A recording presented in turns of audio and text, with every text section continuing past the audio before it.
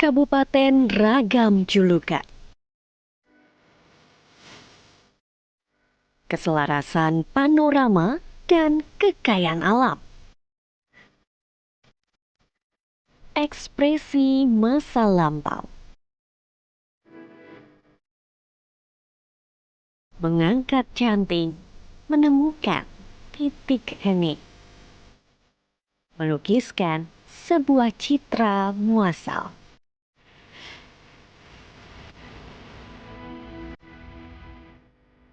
Kekayaan wastra budaya Indonesia kembali bersuara di tanah kelahirannya.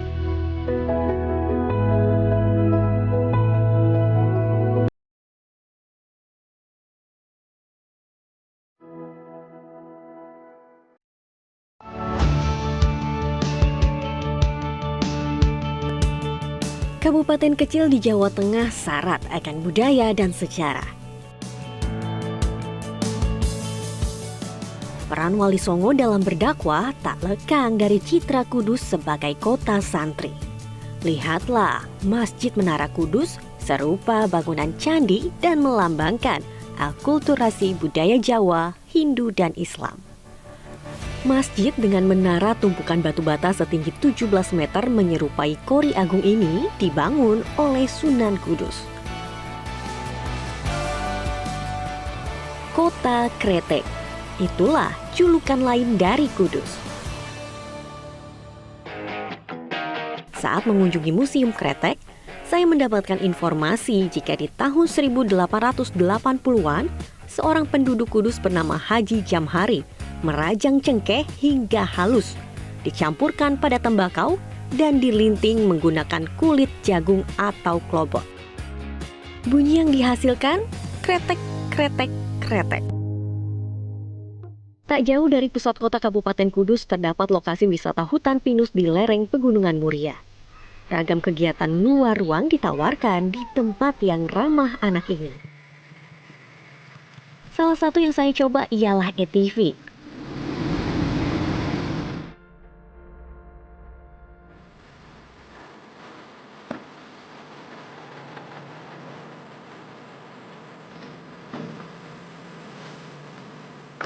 Selanjutnya, saya berkeliling ke desa sekitar dengan naik jeep bersama Mas Ato.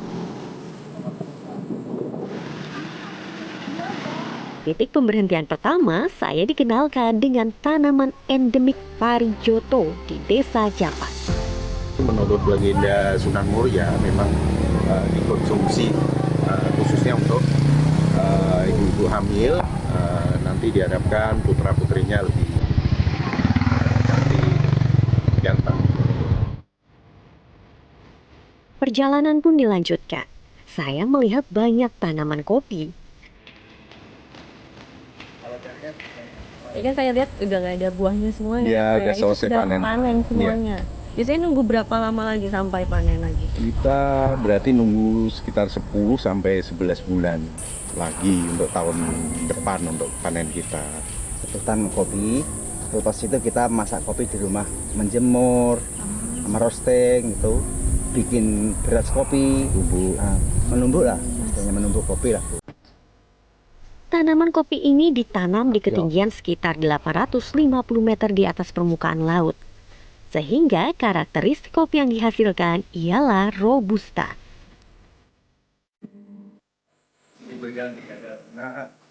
Tak hanya kopi saja, hasil alam lainnya ialah jeruk pamelo. Wow, gampang sekali ternyata. Kami pun kembali ke Pijar Park untuk segera mencicipi buah yang telah saya petik. Jadi ini dia buah yang tadi kita petik. Mirip banget kayak jeruk Bali, tapi nggak ada bijinya.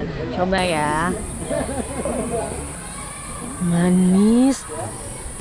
Nggak ada pahitnya. Manis, natural. Enak banget.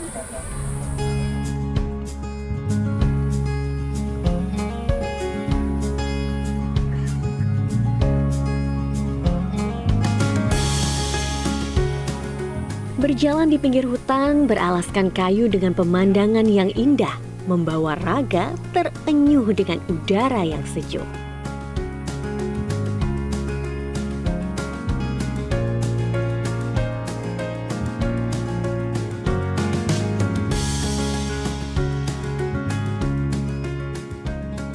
Saya pun mencoba penginapan dengan pemandangan langsung ke Pinus Kajar. Penginapannya begitu luas.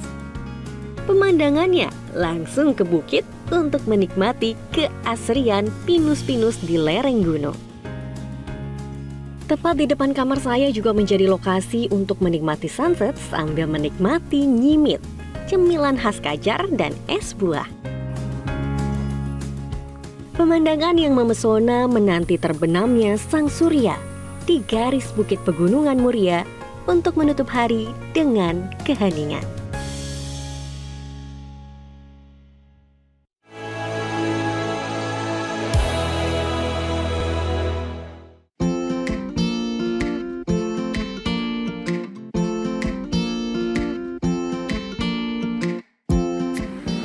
Menikmati kuliner di Kudus, Jawa Tengah, Anda akan sangat jarang menemukan masakan berbahan daging sapi. Di kabupaten ini, hidangan kerap disajikan dengan daging kerbau. Hal tersebut tak lekang dari peninggalan dakwah Sunan Kudus dalam menghargai umat Hindu yang menetap di kabupaten ini pada masa lampau. Ya, saya mau kebun satu.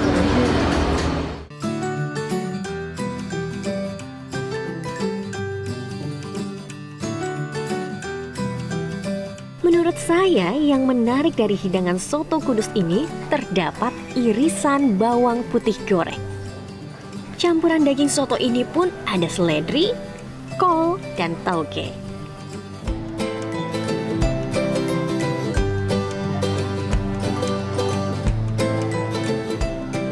Daging kerbaunya tuh empuk, nggak ada perbedaan kalau menurut aku dengan daging sapi.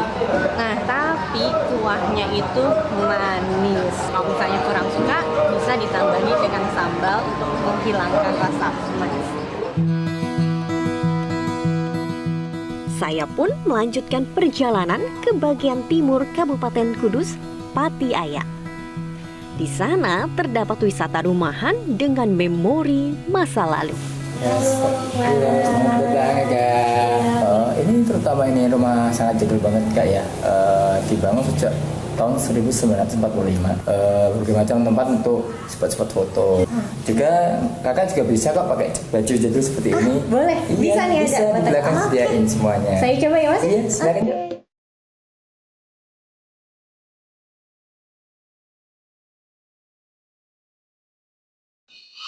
Aku ganti baju dulu ya, jangan kemana-mana. Suka kamu wonten bio jadul Papua.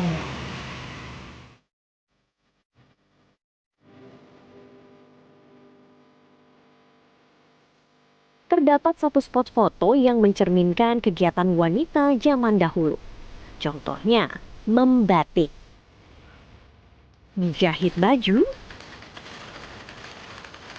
hingga menyetrika baju dengan setrikaan yang masih menggunakan arang. Tiap bagian rumah lainnya pun saya menemukan radio dan televisi tempo dulu. Tergerus oleh waktu, inilah suasana dapur luar ruang dan kompor dengan kayu bakar. Terdapat peralatan memasak tungku dan pawon dari tanah liat. Di sini mengingatkan saya pada masa kecil, yaitu berada di rumah Mbah. Semuanya dari barang-barang, suasana, jadi bikin kangen masa kecil. Usai merasakan kenangan masa lalu, kami menuju Bendungan Logung untuk wisata speedboat. Bendungan Logung yang dibangun tahun 2018 ini memiliki luas 3 hektar dengan kedalaman 40 hingga 80 meter.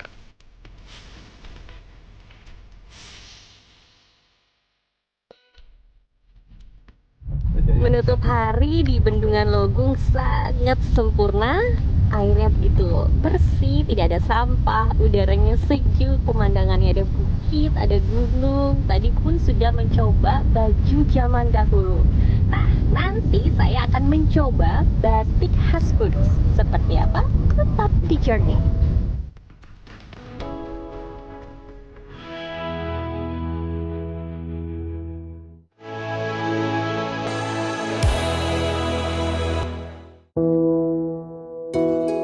Tak hanya dikenal sebagai kota kretek dan kota santri, Kudus menyimpan karya dalam goresan liukan canting, membentuk pola hingga menghasilkan warna dalam sehelai kain. Salah satu pembatik yang memiliki harapan akan batik Kudus ialah Bu Umu. Ia mengajarkan generasi penerus bagaimana membuat pola, membatik tulis, hingga batik cap. Saya pun melihat langsung bagaimana anak-anak ini dengan telaten, ulet, dan tekun dalam belajar membatik. Kalau ini motif batik kretek ya. Batik kretek. Ya, ini menggambarkan tembakau sama cengkeh. Pembatik-pembatik saya itu kalau nyanting sampai tembus, Mbak. Oh, Tembus sampai belakang. baliknya, betul. Jadi nanti ketika diwarna itu kelihatan bagus semua. Batik cap itu batik yang di capnya itu sudah bergambar. Jadi sudah ada motifnya. Dicetakannya itu ya, sudah Dicetakannya motif. itu, iya. Nah, kalau baju yang saya pakai ini kan batik Kudus juga ya Bu ya? Iya, betul. Ini Bikinan saya. bikinan Bu Umu ini? Oh, alah. Ini motif apa ini Bu? Motif dahlia. Oh, ini motif dahlia. Iya. Tapi ini batik tulis atau batik cap Ini nih Bu? juga batik cap, Mbak.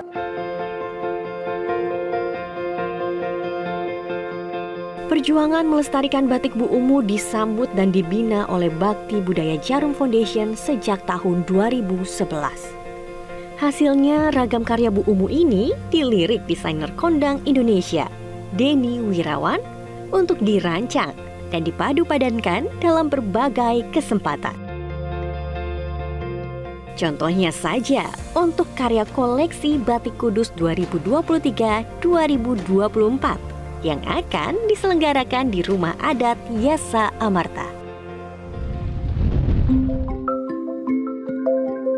Inilah Yasa Amarta, gambaran rumah adat Kudus yang menorehkan perpaduan budaya Islam, Hindu, Tionghoa, dan Eropa. Rumah adat Kudus umumnya dibuat sekitar 400 tahun yang lalu. Biasa disebut joglo pencut. Terbuat dari kayu jati, rumah adat ini dibangun tanpa menggunakan paku atau dengan sistem knockdown. Hiasan utama bagian atap berbentuk tembakau yang disebut mahkota pencu. Bagian luar rumah terdapat pintu dorong dengan ukiran pola sampar banyu atau gelombang air. Sedangkan ruang keluarga disebut gedongan yang disangga atau ditopang oleh 4 tiang soko guru. Bagian kamar tidur pemilik biasanya disebut sentong. Saat melihat ke langit-langit, saya menemukan tumpang sari dalam dengan penuh ukiran sebanyak 11 tingkatan. Nah, yang menarik dari rumah adat Kudus yaitu soko gender atau tiang yang ada di depan pintu ini. Jika di sebelah kiri artinya milik perempuan. Jika di sebelah kanan artinya milik laki-laki. Karena di sini di sebelah kiri artinya rumah adat ini yang mempunyai ialah perempuan.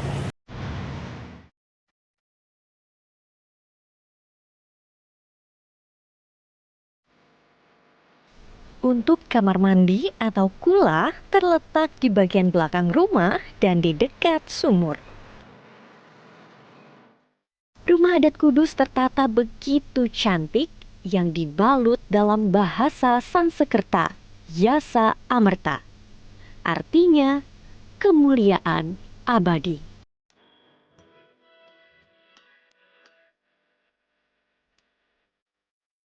Sandhya Kala Semara, Perayaan Suwingdu, kolaborasi desainer Denny Wirawan bersama Bakti Budaya Jarum Foundation menghadirkan koleksi terbaru Batik Kudus.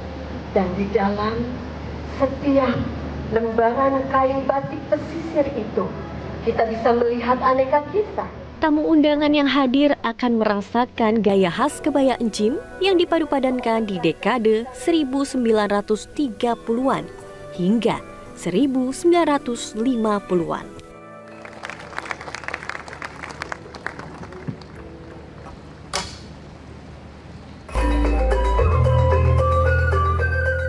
Fashion show Sandiakala Semara dihadirkan dalam 3 babak. Pertama, ialah Mahajana. Kebaya encim yang dipadankan dengan kain batik kudus tanpa potongan. Nuansa modern, segar, dan kekinian pun terpancar pada koleksi ini.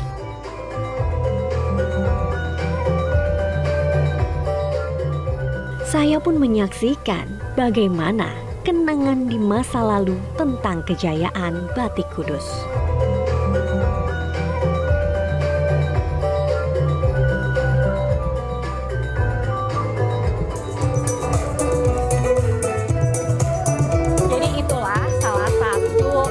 Dari Denny Wirawan. Kali ini tuh warnanya lebih pop up, di mana sebelumnya warna-warna pastel. Semuanya menarik perpaduan dari motif batik kudus. Nah, yang saya pakai ini pun salah satu karyanya Denny Wirawan juga, tapi beberapa tahun yang lalu terlihat dari motif bunganya. Nah, kali ini saya penasaran seperti apa karya lainnya, jadi saya mau lihat peragaan busana dahulu.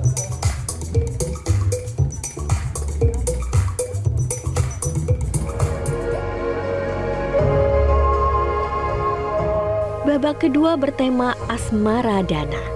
Cheongsam dengan lekukan yang memesona atau crop top dan gaun panjang atau long dress.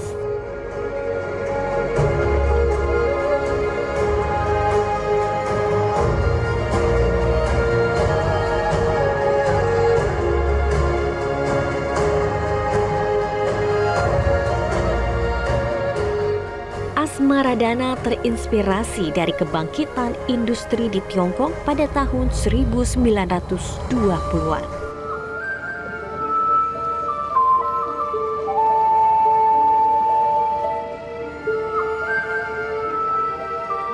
Babak terakhir yakni layar sutra atau Journey to the Past yang terinspirasi dari kejayaan masa lalu Tiongkok. Denny Wirawan menghadirkan koleksi dalam siluet gaun malam, gaun panjang, mantel panjang dengan tambahan akses bordir, payet, dan detail 3 dimensi.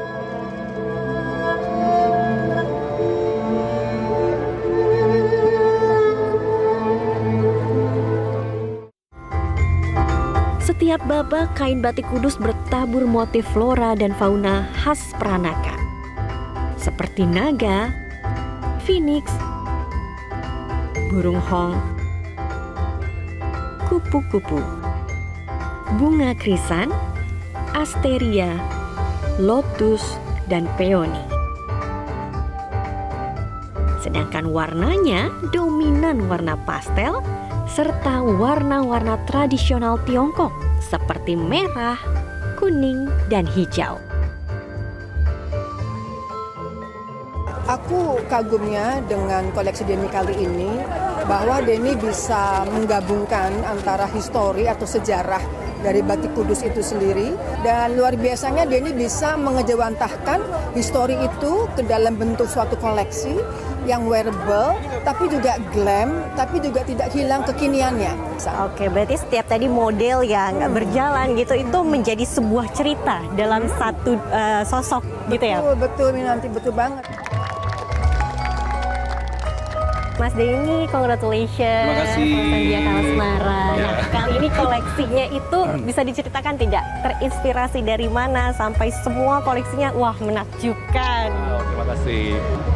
Lebih banyak mengeksplor lagi motif-motif yang asli, yang otentik, karena memang batik dengan cikal bakal dari batik pesisiran gitu, karena terletak di daerah utara, dan batik pesisiran itu mempunyai ciri khas yang sangat khusus gitu ya untuk motif-motifnya, dan itu yang mencoba saya bersama tim saya mengembangkan menjadi motif-motif yang lebih baru. Jadi kalau yang hari ini tadi disaksikan itu adalah sudah konsep yang kesekian kalinya yang kita coba tampilkan yang berbeda dari tema-tema sebelumnya.